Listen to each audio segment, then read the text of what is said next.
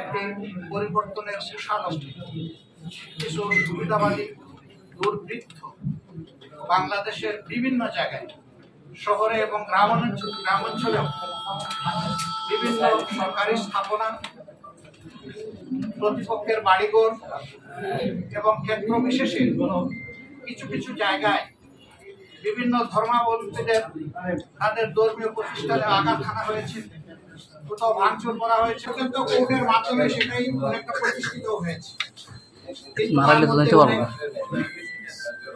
দারুণ ঘটনা ঘটে গেছে, শত শত জীবন আমাদের থেকে হারিয়ে গিয়েছে, কেউ কাউকে সরাতে চায় না, আহত হয়েছে, হয়তো তাদেরকে আজীবন বিভক্ত বরণ করতে হবে।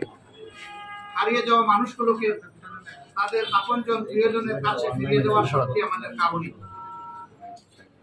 এই আন্দোলন করতে গিয়ে যারা ত্যাগ স্বীকার করেছেন, যারা জীবন দিয়েছেন, আমরা আজকের এই প্রেস কনফারেন্স থেকে তাদের প্রতি গভীর কৃতজ্ঞতা জ্ঞাপন করছি। মহান রবের দরবারে দোয়া করি, আল্লাহ তাআলা যেন তাদেরকে শহীদ হিসাবে করেন। আমিন।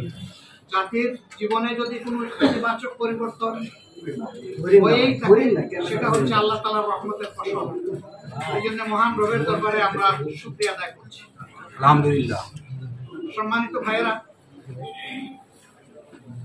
যে সমস্ত পরিবার তাদের আপনজনকে হারিয়েছে, আমরা তাদের প্রতি গভীর সমবেদনা জ্ঞাপন করছি। যারা আহত হয়েছে, যারা চিকিৎসাধীন আছে, প্রভুর দরবারে দোয়া করি আল্লাহ সাংবাদিক বন্ধুগণ, এই ভাই জীবনওয়ালা দুঃখের বিষয়, গতকাল আমরা সকলেই জানি টানা 15 বছর 7 মাস দেশ শাসনের পরে যিনি প্রধানমন্ত্রীর দায়িত্বে ছিলেন, তিনি দেশ থেকে অন্য দেশে চলে গিয়েছেন। যাওয়ার সময় জাতিকে তিনি কোনো দিক নির্দেশনা দেওয়ার মতো তার নৈতিক অবস্থান ছিল না।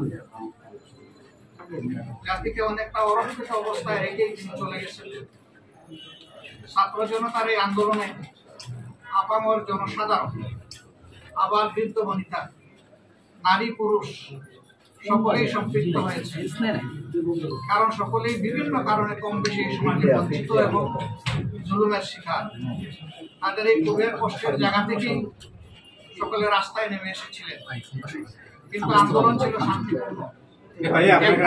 শান্তিপূর্ণ আন্দোলন কারো কারো অদূরদর্শী কথাবার্তার কারণে, বক্তব্যের কারণে, এবং একটা পর্যায়ে আপনারা জানেন যে দলীয় কি বলবো, আমি বাবা তো আমাকে সভ্যতা শিখিয়েছেন, আমি এই যুব সমাজকে সন্ত্রাসী বলতে আমার বড় কষ্ট হয়। তাদেরকে লেজিয়ে দেওয়া হয়, হাতে অস্ত্র তুলে দেওয়া হয়, তারা বিভিন্ন বিশ্ববিদ্যালয় এবং হলে ঝাঁপিয়ে পড়েন। বিশেষ করে ঢাকা বিশ্ববিদ্যালয়ে তুমুল সংঘর্ষ হয়। সেই সংঘর্ষে আমাদের কলিজার টুকরা যুবতী ছাত্রী মেয়েরাও সন্ত্রাসীদের হাত থেকে রেহাই পায়। তখন থেকেই কিন্তু সংগঠন অন্য মোমেন্টামে চলে যায়। তারপরে আস্তে আস্তে শুরু হয় কিলিং মিশন।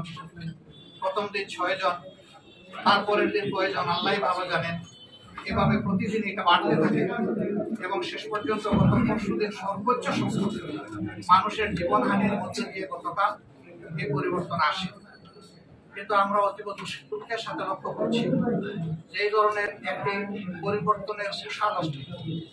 কিছু সুবিধাবাদী দুর্বৃত্ত বাংলাদেশের বিভিন্ন জায়গায় শহরে এবং গ্রামাঞ্চলেও বিভিন্ন সরকারি স্থাপনা, প্রতিপক্ষের বাড়িঘর এবং ক্ষেত্র বিশেষে কিছু কিছু জায়গায় বিভিন্ন ধর্মাবলম্বীদের তাদের ধর্মীয় প্রতিষ্ঠানে আঘাত হানা হয়েছে, কোথাও ভাঙচুর করা হয়েছে, লুটপাট করা হয়েছে, অগ্নিসংযোগ করা হয়েছে।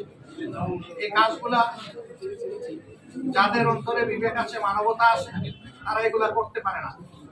এই জন্য যে দুর্বৃত্তরা এই কাজ করেছে, আমরা তাদের ব্যাপারে আমাদের সংগঠনের পক্ষ থেকে ইতিমধ্যেই দফায় দফায় কঠোর নিন্দা জ্ঞাপন করেছি, আজকেও আবার আমি করছি। এবং ইতিমধ্যে আমরা সারা বাংলাদেশে জনগণকে যেমন আহ্বান জানিয়েছি, আমাদের প্রিয় সংগঠনকে আমরা আহ্বান জানিয়ে দায়িত্ব দিয়েছি যে এখন থেকে তারা যেখানে মানুষ বিপন্ন হওয়ার আশঙ্কা আছে সেখানে তারা যেন পাহারাদারের ভূমিকা পালন করে। কারণ জাতি ধর্ম নির্বিশেষে, বর্ণ নির্বিশেষে যেই বাংলাদেশে জন্মগ্রহণ করেছে সে বাংলাদেশের একজন গর্বিত নাগরিক। এখানে সকল নাগরিকের অধিকার সমান। এখানে কেউ সংখ্যালঘু নয় এবং কেউ সংখ্যাগুরুও নয়। এখানে আপন সংখ্যায় সবাই উজ্জ্বল। এই জন্য এই প্রশ্ন আমাদের কাছে অবান্তর। আমরা এটাকে মানবতা বিরোধী নিকৃষ্ট কাজ মনে করি। এই জন্য আমরা উদাত্ত আহ্বান জানিয়েছি এবং আজকে আপনাদের মাধ্যমে আবার আমরা জাতিকে আহ্বান জানাবো, যেখানে এই দুর্বৃত্তপনা দেখবে কঠোর হস্তে ওদেরকে প্রতিরোধ করতে হবে ইনশাআল্লাহ। কথা দিচ্ছি যে বিদ্যমান প্রশাসনকে আমরা এই বিষয়ে সর্বাত্মক সহযোগিতার জন্য প্রস্তুত। ইতিমধ্যেই আমরা মোবাইলে এইভাবে ঢুকেলে আমরা ছবি পাই না। দায়িত্বশীল নেতৃবৃন্দকে আমরা নির্দেশ দিয়েছি তারা যেন প্রশাসনের গুরুত্বপূর্ণ ব্যক্তিদের সাথে যোগাযোগ করে আমাদের এই সদিচ্ছা এবং অঙ্গীকারের কথা তাদের কাছে পৌঁছে দেয়। আমি আল্লাহ তাআলার শুকরিয়া আদায় করি। আমাদের এই আহ্বান গত রাতেই আমরা দিয়েছিলাম। গত রাত থেকে বিভিন্ন জায়গায় আমাদের লোকেরা এই পাহারাদারের ভূমিকা পালন করছে। কিন্তু ৫৬,০০০ বর্গমাইলের এই দেশে কোথায় কোন ফাঁক করে কোন দুর্বৃত্ত কোন দুর্ঘটনা করিয়ে বসে। এই জন্য এই ক্ষেত্রে শুধু একটা সংগঠন বা দুটা সংগঠনের দ্বারা এই দুর্বৃত্তপনা প্রতিরোধ করা সম্ভব নয়। এখানে আপামর জনগণের স্বতঃস্ফূর্ত দায়িত্বশীল অংশগ্রহণ আমরা প্রত্যাশা করছি। যদি গোটা সমাজ এবং প্রশাসন আমরা একত্রে কাজ করতে পারি তাহলে অবশ্যই এই দুর্বৃত্তরা আর দুঃসাহস দেখাবে না এবং যারা ইতিমধ্যে এই কাজগুলো করেছে তাদেরকে অবশ্যই আইনের আওতায় আনতে হবে। দেশে যখন স্বাভাবিক আইন ফিরে আসবে তখন তাদেরকে ছাড় দেওয়া ঠিক হবে না। তারা যদি এখানে বিচারহীনতার এই সুযোগ পায় তাহলে নতুন অপরাধের জন্ম দেবে। এই জন্য তাদেরকে আইনের যথাযথ প্রয়োগের মাধ্যমে কঠোর শাস্তি বিধান করতে হবে। সম্মানিত ভাইরা, এই দেশটা আমাদের।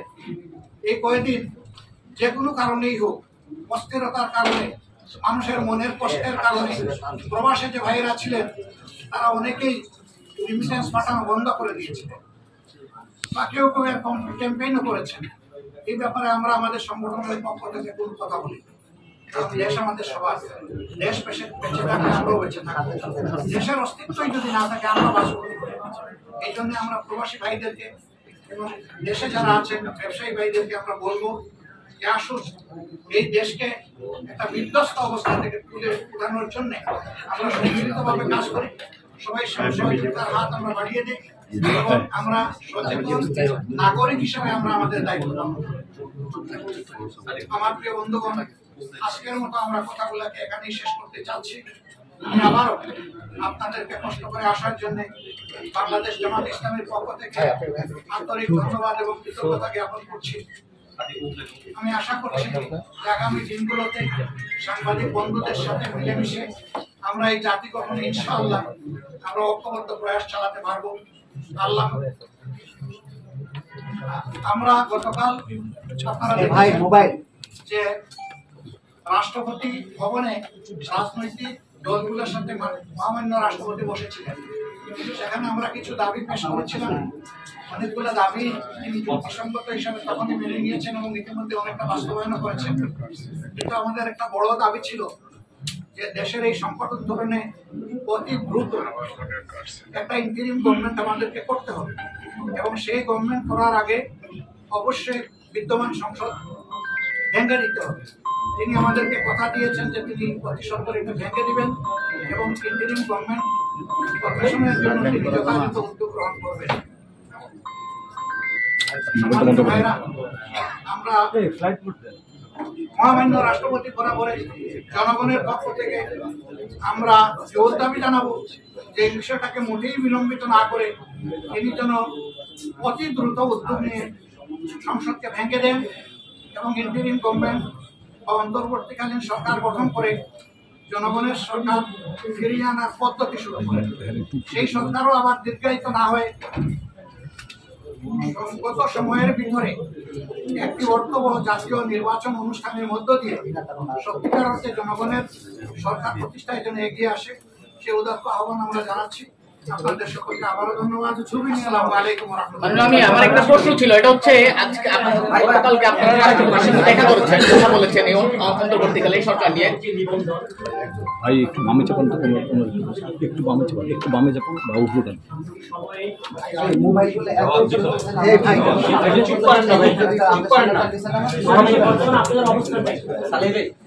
দেখেন, নিবন্ধনের ব্যাপারটা আদালতের বিষয়।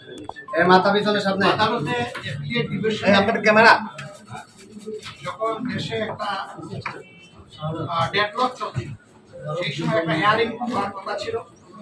আমাদের যিনি যোগ্য আইনজীবী, সিনিয়র আইনজীবী, এই যে মোহাম্মদ আলী সাহেব, যিনি দুনিয়া থেকে চলে গেছেন, আল্লাহ তাকে জান্নাত সাহায্য করেন না, তিনি সময় চেয়েছিলেন।